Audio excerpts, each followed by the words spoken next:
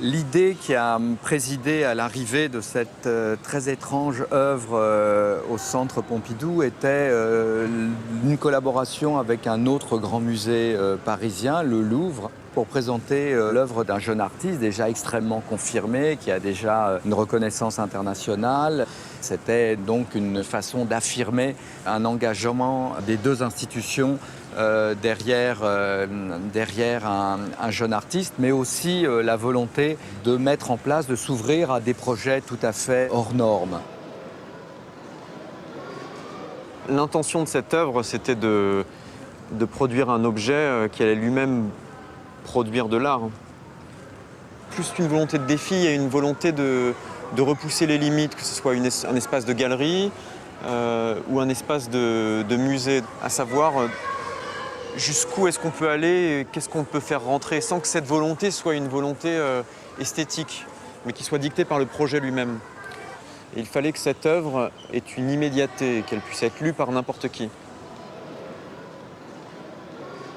Ce qui a motivé cette œuvre aussi, sa forme, c'est l'espace physique dans lequel vient s'implanter l'œuvre et l'image de l'arbre à cames, une vis sans fin, qui allait venir activer le reste de la machine du Centre Pompidou. La structure de Renzo Piano et Richard Rogers a cette particularité de montrer tout ce qui est d'habitude caché. On a dans l'espace du forum très présent ce que l'on appelle le code couleur, que ce soit l'air, l'électricité, l'eau, sont marqués par des couleurs précises. Ici, je souhaitais vraiment avoir une structure noire, dans l'idée que la couleur noire, tout d'un coup dans le forum, allait être une nouvelle énergie, celle de l'art potentiellement. On a vraiment affaire à une œuvre tout à fait hors norme. D'une part par sa taille, près de 15 mètres de haut, mais d'autre part aussi c'est une sculpture qui a la particularité de devoir être activée. Et elle n'est pas activée simplement comme l'ont été certaines sculptures de l'histoire de la sculpture, par le vent, par l'air, par le fait qu'on appuie ou non sur un bouton, mais activée par des corps humains. Ça, c'est une des particularités tout à fait étonnantes de cette pièce.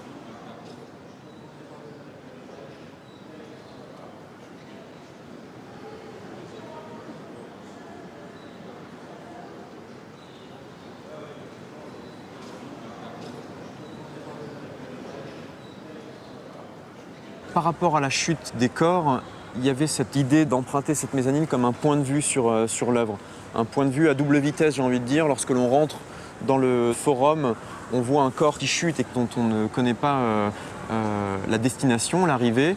Et en s'approchant de la mezzanine, on a un point de vue qui dévoile toute la mécanique, c'est-à-dire que les corps tombent sur un airbag.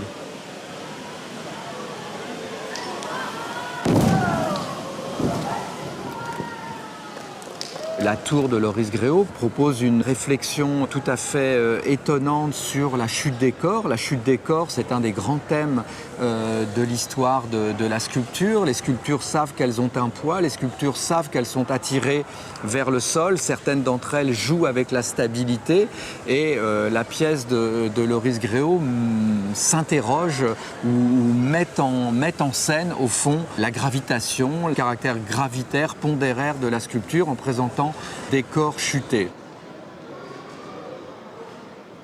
Ici, il n'y a pas que la chute des corps, il y a aussi leur ascension qui se fait sur donc cet escalier hélicoïdal qui tourne sur lui-même. Et je voulais produire comme un métronome humain, un circuit fermé, et être en face d'une machine célibataire, une machine qui ne fonctionnerait que pour elle-même, en espace clos. Au Louvre, on a cette sculpture qui est un corps voilé, dont la position dans l'espace laisse entrevoir qu'elle peut potentiellement chuter.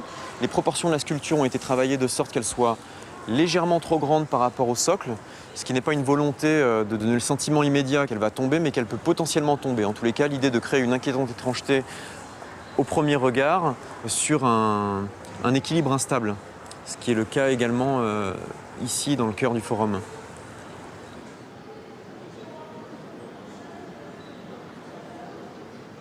Il fallait surtout que cette œuvre n'ait pas une dimension foraine. J'ai tenté de désamorcer cet aspect-là avec la redondance et le rythme qui est imposé par la pièce. Et l'aspect cinétique de la chute des corps, l'aspect cinétique de la rotation de l'escalier, et également le fait qu'il n'y ait pas de coulisses et que toute la mécanique soit montrée aux visiteurs. Il y a des consignes qui ont été données aux plongeurs dans ce sens. L'idée d'une neutralité, je parle de neutralité dans la chute, mais neutralité aussi dans leur attitude, dans l'ascension, dans la posture qu'ils prennent en haut de l'escalier, dans leur expression du visage, leur expression corporelle. Ils sont complètement neutres, ce ne sont que des corps qui activent une œuvre. C'est aussi une sculpture qui s'inscrit dans l'histoire du cinétisme, hein, l'histoire du mouvement. La sculpture, au XXe siècle, a décidé qu'elle devait se mettre en mouvement et sa position ici, au Centre Pompidou, est très très juste parce que sur la piazza, il y a un caldaire avec une partie de la sculpture qui tourne, que le vent agite.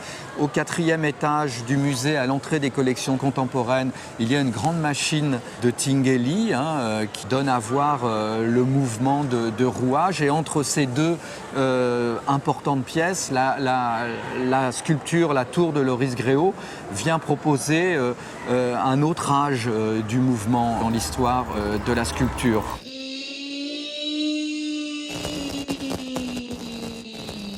Avec le titre, il y avait cette idée que ça fasse écho à la fonction de ces deux œuvres, de ce même projet.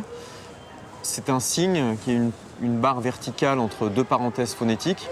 Et donc finalement, c'est le visiteur qui est invité à le prononcer comme il souhaite. Donc on parle de un, de i, de I. J'aime l'idée que ce titre ne se prononce pas, mais fasse véritablement signe. On a cette colonne verticale qui renvoie à la verticalité de l'œuvre qui est présentée dans le forum du Centre Pompidou et la verticalité évidemment de la colonne sur laquelle vient se poser ma sculpture au Louvre. Le I en anglais, c'est le je, ce qui me désigne moi.